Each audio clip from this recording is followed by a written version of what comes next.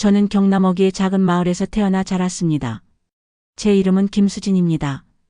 푸른 산과 맑은 물이 어우러진 조용한 곳이었지요. 20해 동안 그곳에서 맏딸로 살았습니다. 어린 동생 셋을 돌보며 하루하루를 보냈어요. 아침 해가 뜨면 일찍 일어나 밥상을 차렸습니다. 마당 한켠의 우물에서 물을 길어 밥을 안치고 허름한 부엌 아궁이에 불을 지폈습니다. 저의 손길이 닿지 않는 곳이 없었지요. 낮에는 작은 텃밭에 나가 어머니를 도왔습니다. 아직 여린 제 손으로 호미를 잡고 흙을 고르고 배추 모종을 심었습니다. 따가운 햇살 아래 땀을 흘리면서도 저에게는 책이 주는 기쁨이 더 컸습니다. 마을에 단 하나 있는 작은 학교는 겨울에만 잠깐 다니는 것이 허락되었습니다. 그때 배운 글을 잊지 않기 위해 매일 밤 낡은 전등 아래에서 몰래 책을 읽었지요. 손때 묻은 얇은 책들을 한 장 한 장 넘길 때마다 저는 책 속의 세상으로 빨려 들어가는 듯한 기분을 느꼈습니다. 바깥 세상에는 제가 경험해보지 못한 수많은 일이 펼쳐지고 있었습니다. 넓고 화려한 도시의 풍경, 자유롭게 자신의 꿈을 쫓는 사람들의 이야기는 어린 저에게 막연한 동경을 안겨주었습니다. 그 책들은 제가 꿈꿀 수 있는 유일한 통로였습니다. 책장을 넘기는 손길에 작은 희망이 묻어 있었습니다. 20살 생일이 막 지났을 때였습니다. 겨울 추위가 채 가시지 않은 어느 날 저녁, 아버지는 저를 마루로 부르셨습니다.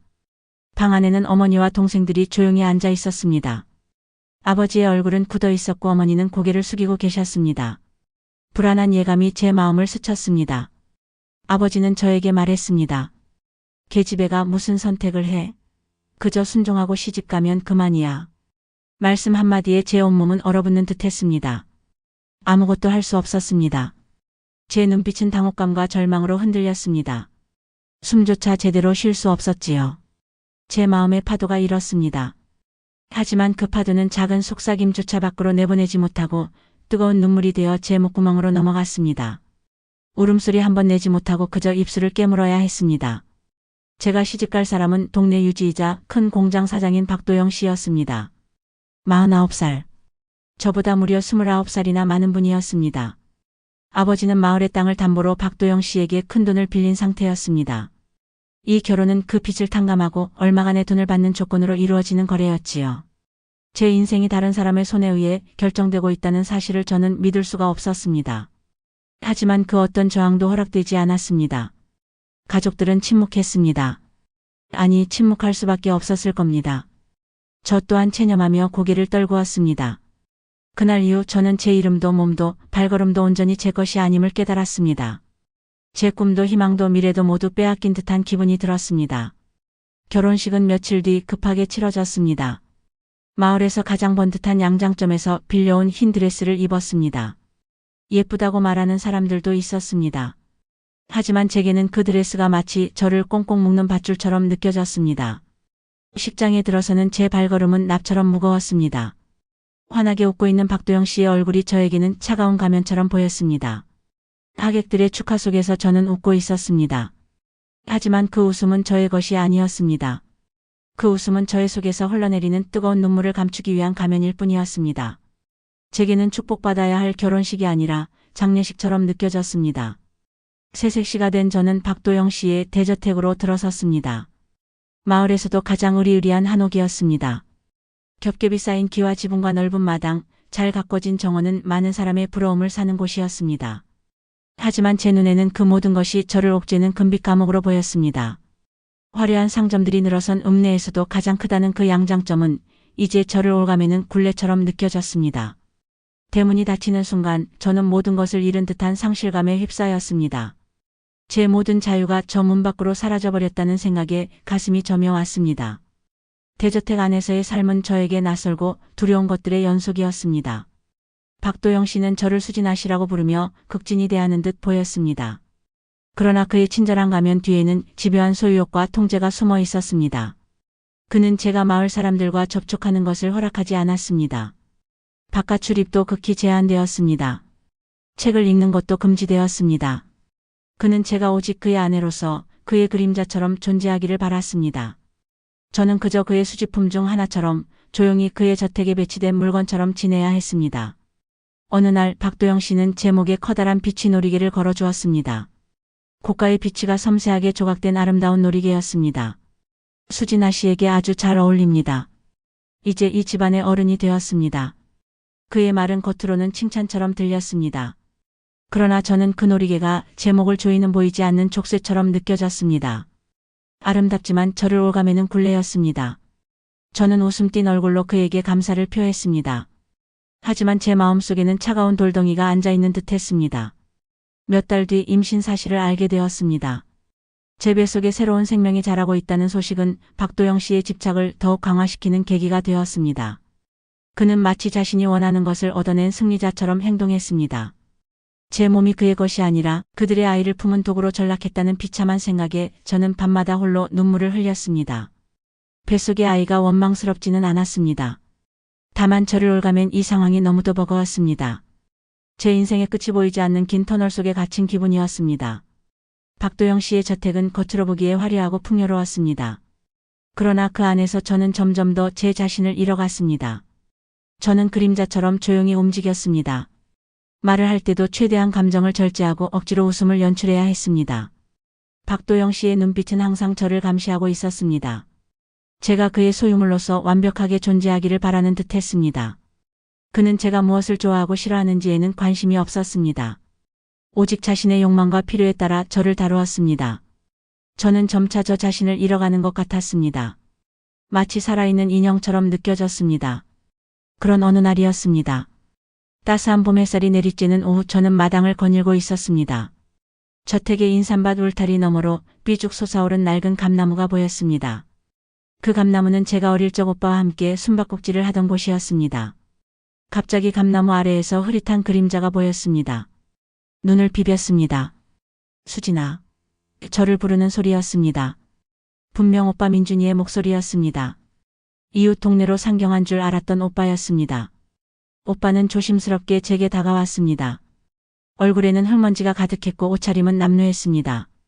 오빠는 급하게 말했습니다. 수진아, 이대로 살면 안 돼. 서울로 도망쳐야 해. 오빠는 서울로 도망칠 구체적인 계획을 속삭였습니다. 서울행 버스표를 구해두었답니다. 남대문 시장 근처의 작은 여관 주소까지 알아놨다고 했습니다. 꼭 다시 올게. 그때는 무슨 수를 써서라도 널 데리고 나갈 거야. 오빠의 말은 저의 굳어있던 마음에 작은 균열을 만들었습니다. 제 눈에 꺼져가던 희망의 불꽃이 다시 작게 피어오르는 듯했습니다. 하지만 그 순간이 너무도 짧았습니다. 저택관리인인 김 여사님이 제가 없는 것을 눈치채고 마당으로 달려나왔습니다. 아씨, 무엇을 하시는 겁니까? 김 여사님의 날카로운 목소리에 오빠는 황급히 몸을 숨겼습니다. 저는 급하게 고개를 숙이며 마당으로 향했습니다. 불안한 마음을 감출 수 없었습니다. 김 여사님은 제가 오빠를 만났다는 것을 눈치챈 듯 했습니다. 그녀의 시선은 싸늘했습니다. 그날 밤 저는 박도영 씨에게 혹독한 벌을 받았습니다.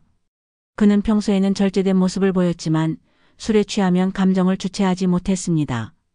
특히 그의 전부인 영숙이의 이름이 언급될 때면 더욱 그랬습니다. 그는 제가 영숙이와 닮았다며 때로는 부드럽게, 때로는 거칠게 저를 대했습니다. 이날은 술에 취한 채 제게 차가운 눈빛을 던졌습니다.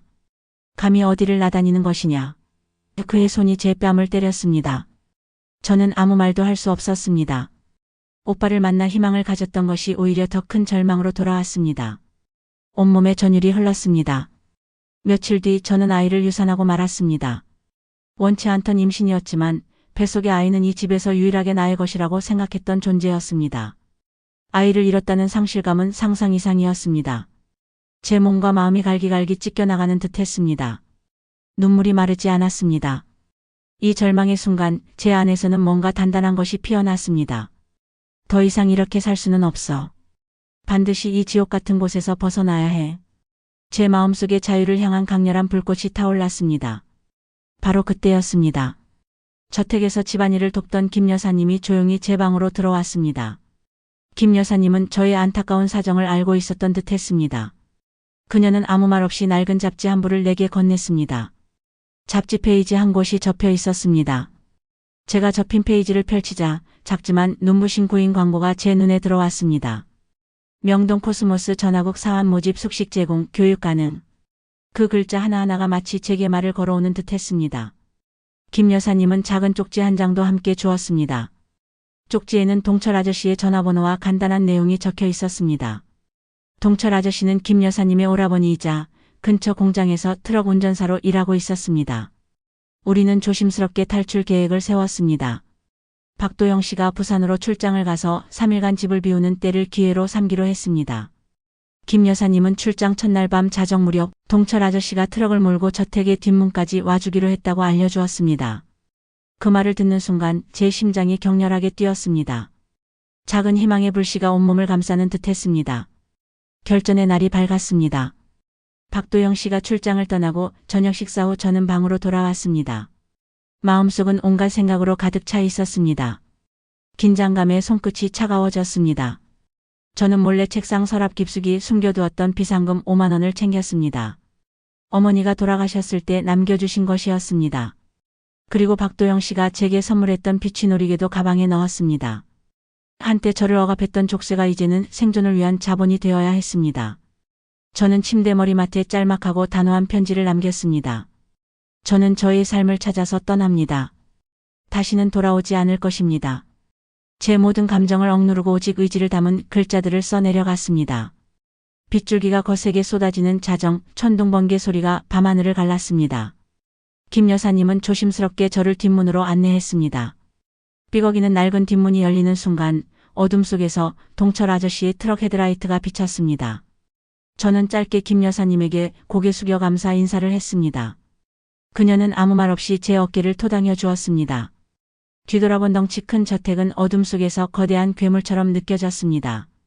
저는 더 이상 뒤돌아보지 않고 트럭에 올랐습니다. 동철 아저씨는 재빨리 트럭을 출발시켰습니다. 덜컹거리는 트럭 안에서 저는 숨죽이며 창밖을 보았습니다. 빗물이 유리에 부딪히며 거칠게 쏟아졌습니다. 어두운 시골길을 달려 시외 버스터미널에 도착했습니다.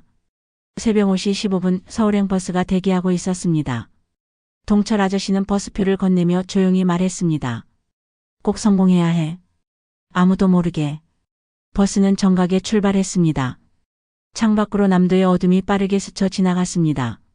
저는 버스 창문에 비치는 제 모습을 물끄러미 바라보았습니다. 빗물이 유리창을 타고 흘러내렸습니다. 차창 밖의 풍경처럼 제 과거의 아픔도 빠르게 뒤로 사라지고 있는 듯했습니다.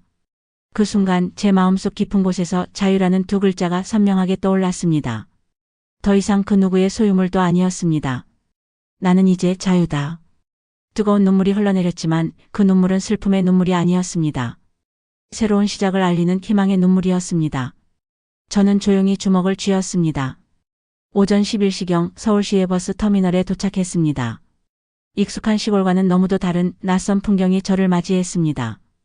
수많은 사람들이 오가고 건물들은 하늘 높이 솟아 있었습니다.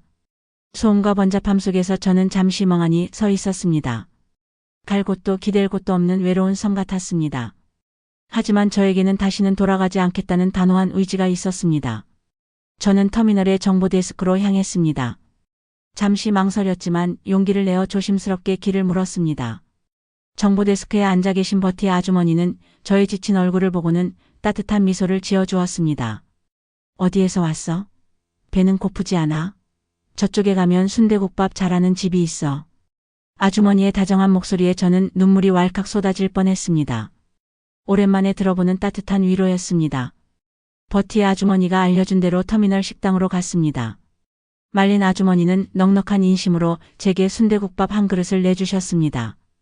허겁지겁 국밥을 먹으면서도 저는 이 낯선 도시에서 만난 사람들의 작은 친절에 깊은 감동을 받았습니다.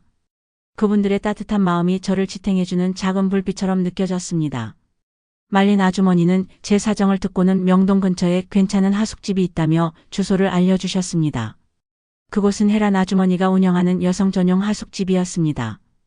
혜란 아주머니는 저를 따뜻하게 맞아주었습니다. 낯선 서울에서 저는 작은 보금자리를 얻게 되었습니다. 며칠 뒤 저는 코스모스 전화국으로 면접을 보러 갔습니다.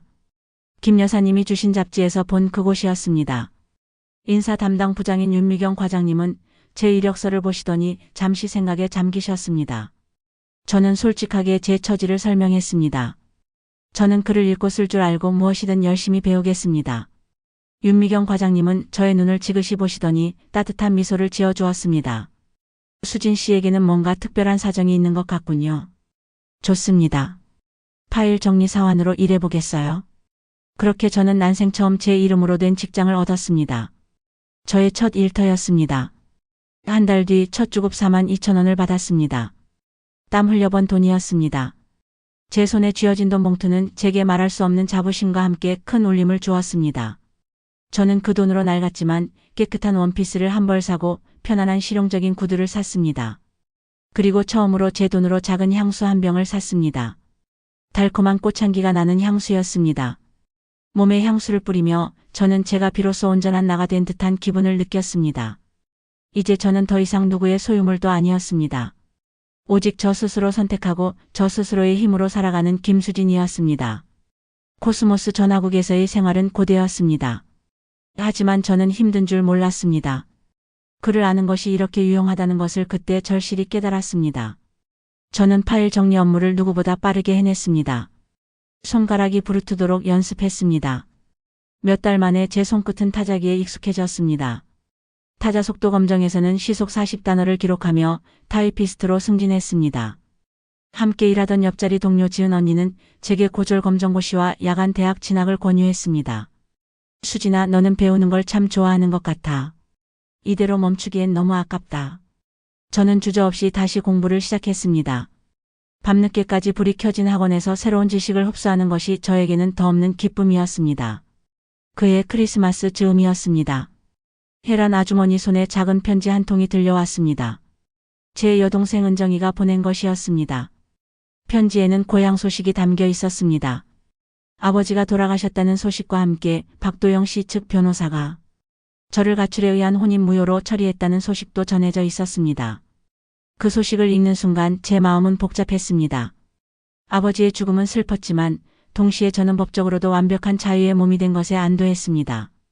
이제 더 이상 박도영 씨의 아내로 불리지 않아도 되는 것이었습니다. 저는 편지를 쓰고 동생에게 답장을 보냈습니다. 이제는 직접 찾아가지 못하더라도 글로나마 서로의 안부를 묻고 지낼 수 있는 끈이 생긴 것이었습니다. 가족과는 더 이상 엮이지 않지만 마음속으로는 놓지 않으면서 새로운 관계를 만들어갔습니다.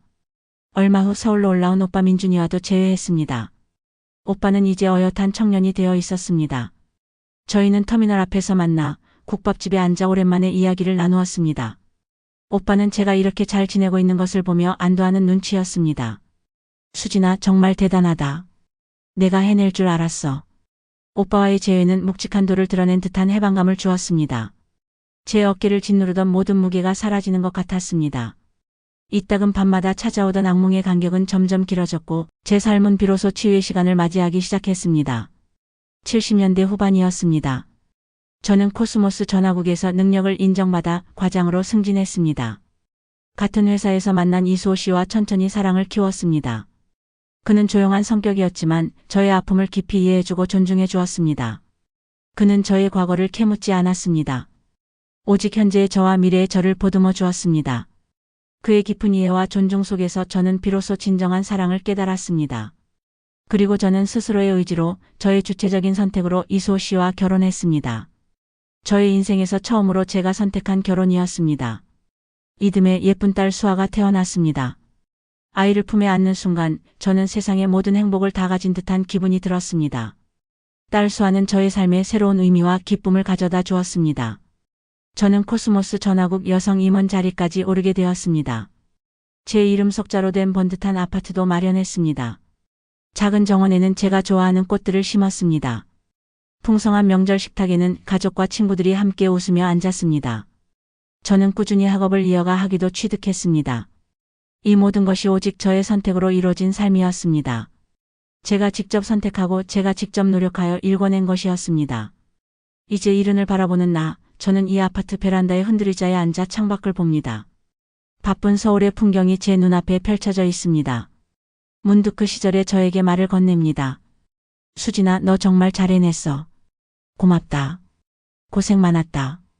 박도영 씨의 통제는 제 침묵 속에서 더 강해졌지요. 하지만 김 여사님, 버티 아주머니, 말린 아주머니, 혜란 아주머니, 그리고 윤미경 과장님과 지은 언니. 이 모든 여성들의 작은 친절과 연대가 저에게는 생존의 튼튼한 사다리가 되어 주었습니다. 그분들의 따뜻한 마음 덕분에 저는 다시 일어설 수 있었습니다. 법적인 자유 이전에 저는 박도영 씨의 소유물에서 벗어나 내 삶의 주체가 되는 내적 전환이 필요했던 겁니다. 뱃속의 아이를 잃고 난 후 저는 비로소 제가 살아야 할 이유를 깨달았습니다. 저는 더 이상 외부의 힘에 의해 이끌려 다니는 존재가 아니었습니다. 제 스스로 생각하고 제 스스로 결정하는 김수진이었습니다. 선택할 수 없었던 과거의 아픔을 딛고 이제는 제 스스로 모든 것을 선택하는 현재를 구축할 수 있게 되었습니다. 힘들고 고통스러운 시간도 많았습니다. 하지만 저는 그 모든 순간을 견뎌냈습니다. 버텨냈습니다. 저는 제 삶이 제가 만들어낸 작품이라고 생각합니다. 저의 삶은 이처럼 침묵 속에 갇혔던 한 여인이 용기를 내어 자신의 목소리를 찾고 스스로의 길을 걸어가는 이야기입니다.